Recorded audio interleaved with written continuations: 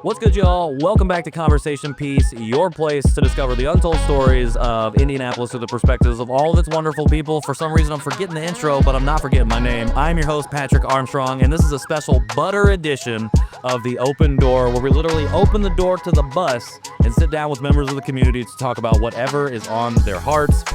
Real quick, shout out to Life in Indy and the team over there for sponsoring the series. Shout out to Marcus and Silver Fox Media for doing the production on this. And shout out to Butter and Gang Gang and the teams making this happen for the last 5 years. The show giving a platform for specifically Black creatives, Black artists, and Black artistry to be centered and elevated in ways that it generally has not been, particularly in the city. Without further ado, though, we're going to get right into it. My guest today is brother Jamaal Shabazz, returning guest. How are you doing today, brother? Man, I'm doing blacktastic. I'm here at Butter. I'm here with my guy, Patrick.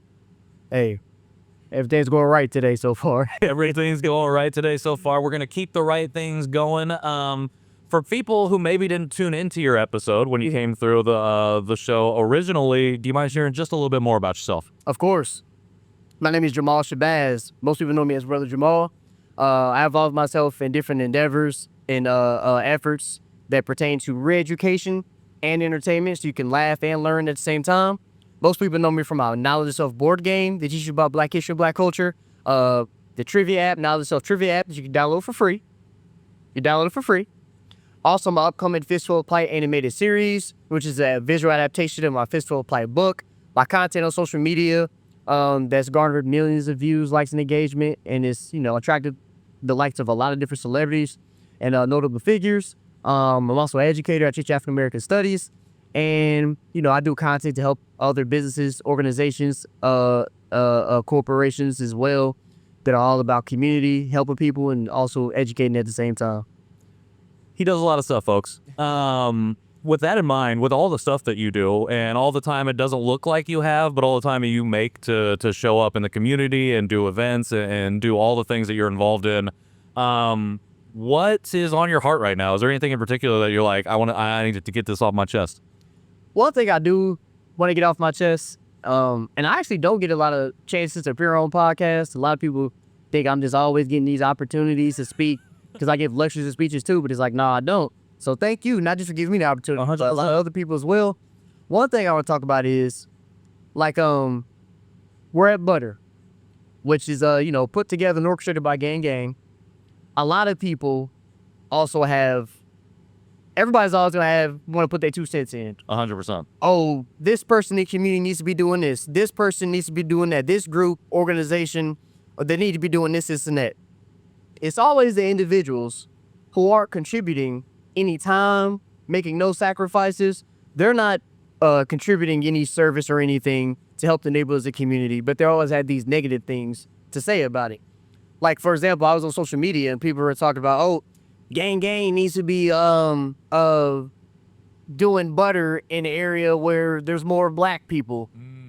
Historically, where we're at right now, I understand the historical significance of them doing it in this area where we talk about Indiana Avenue. Right. That's a black-tastic example of self-preservation, self-reliance, self-sufficiency.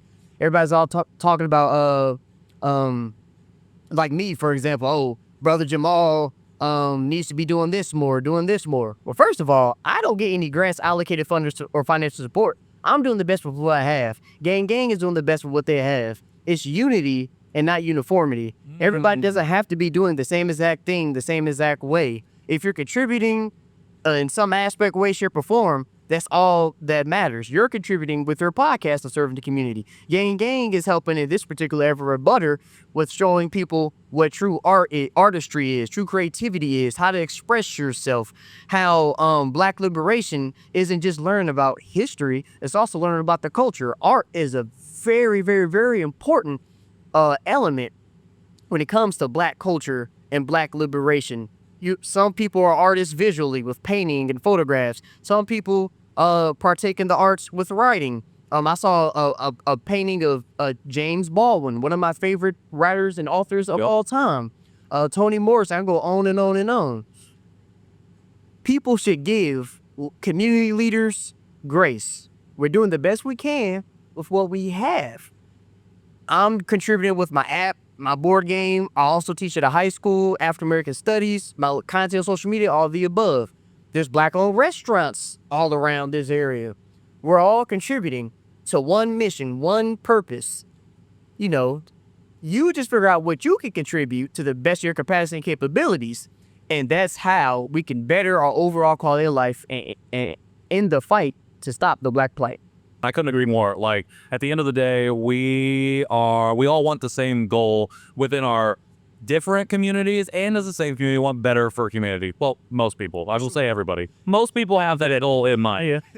And unfortunately, too many people think we all have to do the same thing to achieve the goal. But the truth is, the only way we can achieve the goal is if we're all doing, like you said, our individual thing that we are already good at, that we are the expert in, that we have spent the time, talent, and energy to develop and become, like, do the thing that we're supposed to do. Instead, we want to talk about the things that other people are doing, critique and judge them because we are actually afraid to step out of our own comfort zone and do the thing that maybe needs to be done. For sure, it's like your body, right? Your body, we have different organs that have different functionalities and purposes.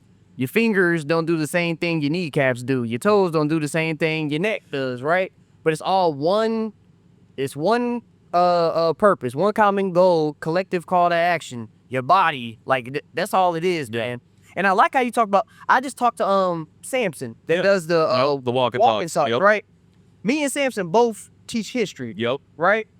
I ain't got no beef with Samson. Yeah. I'm not jealous of Samson. I'm like, oh man, he doing what I do. Man, I ain't never talking to him. I ain't working with him.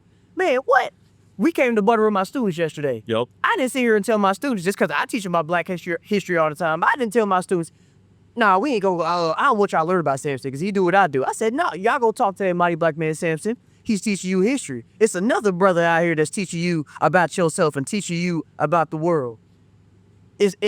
We don't have to be competitive. Why not implement ethnic aggregation, come together, work together? If one of us makes it, right? Why do we have to have a crabs in a barrel mentality? I'm not just talking about Indianapolis, and I'm not even just talking about black people. Sure. This is just some human beings in general. Why can't we work together? If one of us makes it, they can pull us up. Pull up. Don't pull the ladder up. Reach down and pull the next person up. Exactly. And then we have a stronger chain to pull up, or a stronger link to pull up other people. Yes, sir. And then we can all come up. Yes, sir. Speaking of bringing your students here, like, as somebody who is encouraging and empowering people to collaborate over compete, what was it like to see their experience of butter when maybe for the first time? Oh man, it was beautiful. So last year was the first year I introduced it to the school. Okay. That I met, and I couldn't believe I never heard of it. And even the school administrators and the staff were in awe of, like, wow, we had no idea this was going on. Same thing with the students. Yeah. Even this year, man, just to see the look on their faces because at first you tell them, hey, we're going to an art show. I'm like, oh my God, this sounds like a boring field trip. Then when they get here and they see it's such a grand spectacle, it's such an elevated experience. I'm like, yeah, I told y'all. I'm like, y'all know I'm cool. Y'all know I'm not gonna lie to y'all. I told y'all it was gonna be dope. And they're like, wow, look at this. Wow, look at that. Because I'm trying to get them to try new things. For sure. Don't stay in that same pocket, that same linear or a mindset. Try different things. If it works, cool. If it don't work, that's still cool. It's not an L as in a loss. It's an L as in a lesson. You tried, now you learn, now you can progress. You're not gonna be stagnant. So that's what it's all about, man. Like I said on the last podcast, I don't got no financial sponsors or grants or anything like that. I work 2 jobs for everything. I don't do what I do for the money. Money is not the driving force of my life. I do it because God gave me the purpose of giving people information so where they're aware of what's going on, they can feel better about themselves. They don't just want better for themselves. They can do better and help other people in their neighborhoods, communities. We can help, the human race in general. So seeing the smiles on those kids' faces, parents telling me, oh, I thank you so much for what you do. And this and that. That's why I do what I do, man. I love it. I think this Butter 5 is a really apt one for you to be able to bring your students to for the first time as well, because as a person who teaches history, the theme of this art fair this year is remembrance. And if you look at the works on the wall and on the stands and across the gallery, like, you see history in, like, literally and figuratively, like, blended and bleeded into the work itself. With that in mind, what does remembrance mean for you? That is such a great question. Relating to history, remembrance is when a lot of people see my content, because it gets circulated a lot. Because I have, a great social media presence. You famous? We know it. We know it. I'm trying to get to your level, man. I'm trying to get to your level. But a lot of people, some people see it as like, oh, that's negative. Why are you trying to bring up stuff that happened a long time ago?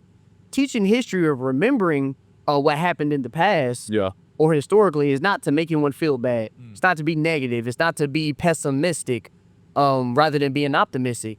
It's to enlighten you of what happened, remembering what happened in the past so we can appreciate the present. Remembering what happened in the past to understand the present. If we don't know what happened in the past, then we don't know where we're going in the future. We'll be doomed, and we'll be more inclined or have higher proclivity to repeat our mistakes, to repeat our difficulties, our mishaps, and our errors. That's why it's so important, whether we're remembering history, bad things in history, whether we're remembering something happy in the past, whether we're remembering just anything in general, and doing it objectively, and not, doing it in a way to where you're I don't know, it's just important. Yeah. It's just important, yeah. Yeah. But yeah, I just talked to Tyrus Duncan, mutual friend, and we talked similarly just about how if we don't know the past, like, if we don't reflect on the past, we don't know what we're doing now. It informs what we do now, our actions, so we can live in a better tomorrow. We can build that better tomorrow. And I think that's why we see currently a big push to block or erase or get rid of history, because it's quote unquote a bad look. And it's like, it is a bad look, but it's necessary for us to know, like you said, because if we don't know that, then we're going to do it again. It's crazy how they're trying to say, like, Donald Trump was trying to attack the Smithsonian because he was saying, oh, they're being too harsh about the realities of slavery, what happened during slavery.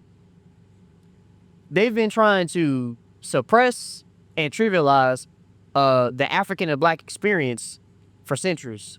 And they've done it through media. Voyagers back in the day who went on expeditions and journeys through sailing, through seas, they depicted Black people or people of the African genotype, however you want to say it, negatively through their writings, because they used to journal their accounts. They didn't have social media stuff back in the day. They used to see Black people and say, oh, they're savages, they're inhumane, there are people who are ahistorical or with no significant contributions or culture or anything to contribute to the human race. They did it through newspapers back in the day. They did it through the radio back in the day. They did it through TV back in the day. All these different forms of media. Now they're doing it through social media. Now they're doing it through social media, specifically with Donald Trump. Like Malcolm X said, I say this quote all the time. Racism is like a Cadillac. They come out with a new model every year. It's the same formula. It's just a new approach, a new delivery. That's all it is, the same exact stuff. So when we study history, we can identify what's happening. Like, no, I ain't going for that. Because I know they tried to do this back in the day. I know the proper tools, mechanics, and vehicles and the methods and tactics to implement to where I don't fall for that, and I can help myself and the people at the same time. So yeah. I appreciate you breaking it down like that. And that's why, even as bad as things are currently, I am encouraged because I know I'm in community with people doing the work like you. So you're doing great work. Well, but I know this is the highlight. The people sitting in this chair, but your work, man, is so essential. It's so essential what you're doing. Your platform and the way you're going about using media as your tool and vehicle to amplify our stories. Not just Black people, people in general, people in the city in general, and to show people possibly a different route you could take. And sharing your story is so important. That's why I love how you let people share their stories. Share your story and experiences and I'm reading right now the autobiography of Richard Wright, who was prominent during the early 20th century, during the Harlem Renaissance era. It's called Black Boy. Came out decades ago, man. And I'm at the point where I got my animated series, my app, all this great stuff. But man, I'm still struggling to pay for my endeavors and pay rent. My car went down, so I'm like, man, I gotta figure out what I'm gonna do with my car situation now and keep my creative endeavors going and pay rent and help the community. But I read the story of Richard Wright. I'm only on page 274. I think it's about 400 pages. He went through the same thing. Yeah. He lived in straight poverty. Being poor today ain't the same being poor as back in the days. Completely different. But he still triumphed, persevered, and was able to be successful in his pursuits, aspirations, and his dreams, goals, and objectives. So if he can do it, I can do it. If Malcolm X can do it, I can do it. If Sojourner Truth can do it, I can do it. If Harriet Tubman did it, I can do it. And if I can do it, y'all can do it. But I won't be able to share my story and let more people know about what I do and all these other people if we didn't have folks like you, man. So I wouldn't be surprised if they got a picture of a painting or a Patrick up here downtown in the next 10, 20 years, man. That'll be you, not me. But I do appreciate that. I really do appreciate that. So, Well, I appreciate you sharing all that you shared and knowledge, educating us in the last 15 minutes or so. And I don't want to take up too much more of your time. So I got one more question for you. Sure. Speaking of support, what's the best way for folks out there to find you, follow you, and support the work that you're doing so you can keep doing it? Man, y'all can find me on my Instagram. If you search for Brother Jamaal or Brother Jamaal Shabazz, you'll find the mighty black man himself. My Instagram is MAAL317. Search me up on TikTok at Brother Jamaal. My website, brotherjamalnelson.com. Or if you just Google Brother Jamaal Shabazz, I'll pop up. You'll find him. Brother Jamaal, I appreciate you, man. The show by sliding through. ConversationPiecePod.com for everything else. Conversation Piece and the Open Door. Shout out to Butter. Shout out to Silver Fox Media. Shout out to Gang Gang and all the people out here doing the work. I'm Patrick Armstrong, Conversation Piece. We'll be back soon.